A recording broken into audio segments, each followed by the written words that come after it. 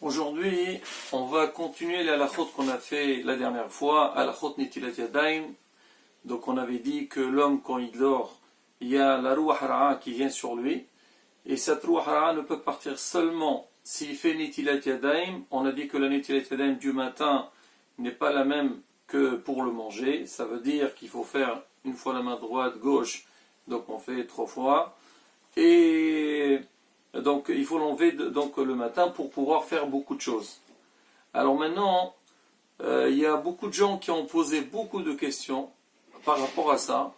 C'est que c'est pas toujours évident de pouvoir faire netilat yadayim pour faire certaines choses. Alors je vais prendre quelques exemples. Ils disent que des fois la nuit, voilà, on se réveille et on a soif. Et on veut boire de l'eau. Maintenant, on a dit que l'homme n'a pas le droit de faire les brachot tout le temps qu'il n'a pas enlevé la ruach hara. Comment il fait? Est-ce qu'il peut boire? Il ne peut pas boire. Alors, l'autre problème, c'est surtout aller aux toilettes. On avait parlé de ça la dernière fois. On a dit que le matin, quand on se lève, normalement, si quelqu'un il est très pressé, trop pressé, il va directement aux toilettes. Maintenant, s'il n'est pas pressé, on a dit il vaut mieux qu'il se lave les mains sans faire la bracha, il va aux toilettes après. Pourquoi? Parce que si il ne fait pas netilat yadayim, il y a la ruach hara sur ses mains, et hasvi shalom, quand il y a la ruach hara, ça peut endommager le corps. On avait cité quelques halachot du Shulchan Aruch à ce sujet. On a dit faire attention de ne pas toucher ses yeux, ses oreilles, le nez, la bouche, le foulé, parce que ça peut être mazir khotam, au point qu'on avait expliqué que si jamais un tonneau d'alcool, on le touche sans netilat yadayim, Sh'aruch il dit qu'on peut l'abîmer. Alors comment faire si quelqu'un il a besoin d'aller aux toilettes au milieu de la nuit? Est-ce qu'il fait netilat ou pas? Ça arrive aussi qu'au milieu de la nuit, on est réveillé, on entend des tonnerres. Et on sait que quand quelqu'un il entend des tonnerres, il y a une bracha à faire. Ça aussi c'est un chapitre qu'il faut, Be'ezrat Hashem, le développer. Alors maintenant, comment faire dans toutes ces situations-là que la personne, elle veut dormir encore, et elle n'a pas encore fait netilat yadayim, et il a besoin de toucher certaines choses avant de faire netilat yadayim. Rabotai, pour répondre à ces questions-là, on va lire le Shulchan Aruch, toujours dans le même siman. Shulchan Aruch, siman dalet, halacha kafbet. Shulchan Aruch il dit, im en lo maim, si quelqu'un il n'a pas d'eau, yiqaneh yadaw bisror, il peut nettoyer ses mains avec un rocher ou une pierre, ou be'afar, ou avec du sable, ou bechol medé demnaqi, ou toute chose qui peut nettoyer. Ça veut dire que la personne, normalement, de préférence, ou plutôt l'halakha, c'est faire avec de l'eau, mais si tu n'as pas l'eau, alors il faut faire quelque chose avec laquelle, donc on va nettoyer nos mains de la ruach hara. Ça ne veut pas dire que la ruach hara, elle est partie, mais ça pourrait aider, disons, pour avancer. Alors maintenant, on dit séparer aussi. Si quelqu'un, il est au milieu de la nuit, et il se réveille, il veut boire de l'eau. Il a la bouteille d'eau à côté, et il veut boire, il veut faire la bracha.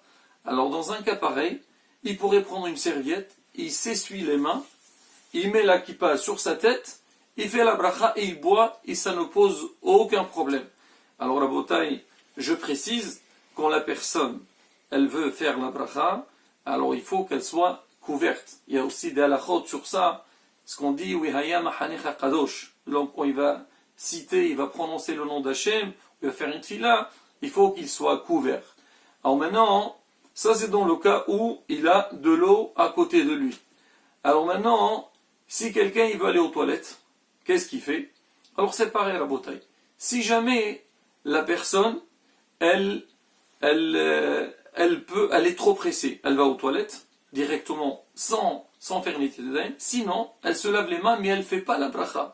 Une fois qu'elle sort des toilettes, là, elle se lave les mains avec le kili, et là elle ne fait pas la bracha de netilat yadayim, elle fait seulement la bracha de Asher et Asar. C'est pareil aussi pour les re'amim, on a dit, si on entend des tonnerres, alors si quelqu'un il entend des tonnerres, et c'est ce qu'on appelle, c'est miswa envers, si jamais tu ne vas pas faire la bracha tout de suite, alors ça fait que tu vas rater cette bracha, on permet la personne de s'essuyer les mains avec une serviette et faire la bracha sans aucun problème. Rabotai, tout ce qu'on a dit que la personne, elle a la possibilité de s'essuyer les mains et boire, ça c'est dans le cas où la personne, elle veut se rendormir tout de suite. Mais si la personne, elle veut pas s'endormir tout de suite, elle s'est réveillée, elle sait que ça va prendre du temps, et il va dormir un petit peu plus tard. Alors dans ce cas-là, la halakha, elle oblige, elle dit tu es obligé d'aller faire Netilat Yadayim sans bracha, parce que quand tu vas te rendormir le lendemain matin, quand tu vas te réveiller, tu vas être obligé de faire Netilat Yadayim, alors il vaut mieux ne pas faire la bracha tout de suite. Ça arrive aussi à la bouteille des fois, il y a des gens au milieu de la nuit, ils se réveillent, ils sont un petit peu, on va dire, ils ont perdu le sommeil, et ils veulent écouter, ils veulent allumer leur portable, ou faire des trucs comme ça. Là encore, pareil, la bouteille. Alors déjà, quand on se lève, il faut penser aussi, si jamais il y a du monde avec nous dans la chambre, alors ne pas déranger, mais c'est pareil, on n'a pas le droit donc de faire quoi que ce soit, tout le temps que la ruhara, elle est sur nos mains. Alors, et Rabotai, moi, pour, disons, développer un petit peu plus ce thème-là qu'on vient de voir, j'ai pris le livre de Moreno Arabe, Rabbi Meir Mazouz, Maqorn et Eman, et il répond à certaines questions. Alors, on va faire ensemble quelques questions. Première question, alors on lui pose la question, est-ce qu'on a le droit de fumer ou sentir le tabac dans la nuit ou le matin avant de faire Netilat Yadayim? Regardez la réponse, la bouteille. Le Rav répond, il dit comme ça. Donc si quelqu'un, alors il peut se retenir et ne pas fumer avant de faire Netilat Yadayim, tavo ala beracha. Il sera béni. Parce que c'est ce qu'on vient de dire, que comme il y a la Ruh Hara sur nous, elle peut, hasbi shalom, nous faire du mal. Mais le Rav dit en dehors de ça, mais si quelqu'un il peut toute l'année s'empêcher de ne pas fumer, alors il dit alors il aura une longue vie. Et on connaît tous la bouteille, malheureusement le problème des cigarettes, c'est que ça pose des problèmes de santé. Alors déjà c'est c'est un poison que l'homme y prend. C'est vrai, certains te disent, moi je peux pas faire sans ça, ou bien je suis étouffé. Bon, encore c'est un autre problème. Mais le Rav il dit, il conseille sur ce là que l'homme il doit commander l'homme il doit s'éloigner donc toute chose qui peut lui faire du mal. Mais quoi qu'il arrive, si la personne donc elle se lève au milieu de la nuit ou le matin et il est étouffé, il a vraiment besoin de fumer, alors s'il peut s'efforcer à faire un netilat après fumer, il n'y a pas de souci. Maintenant, si jamais il voit que c'est très difficile, donc on dit quand même, on a la possibilité de faire ça. Deuxième question qu'on a demandé, est-ce qu'on a le droit de faire notre lit? Quelqu'un il se lève le matin, il veut faire vite, il veut préparer sa chambre, il dit voilà, je range mon lit, après je fais Netilat Yadayim et je fais le reste. Il dit c'est pareil, il dit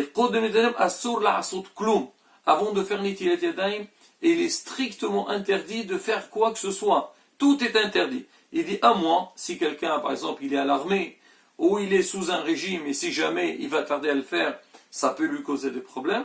La rabotaille, c'est différent.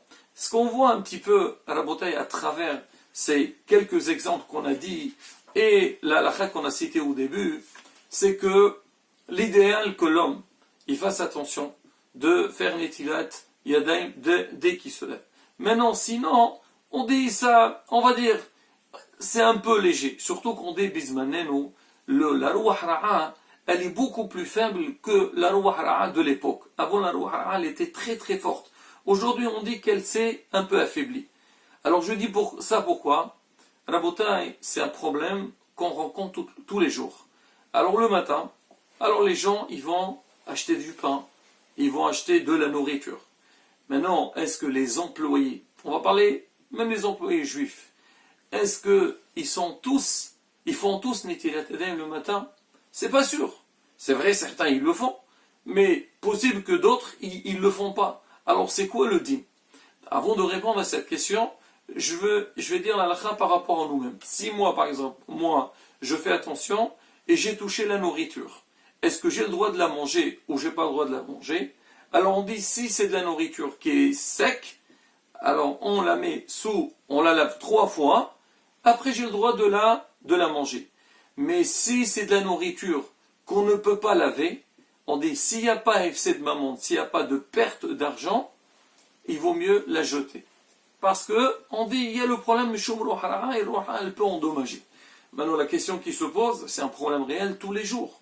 On va acheter du pain, on va acheter des croissants, pain chaud, bon, tout ce qu'on a besoin. Alors c'est quoi le din? Alors Rabbi, on dit que c'est rapporté dans la halakha, vu qu'aujourd'hui la roue hara'a, elle est légère, elle est faible, donc il ne faut pas se soucier de ça, on peut acheter sans aucun problème.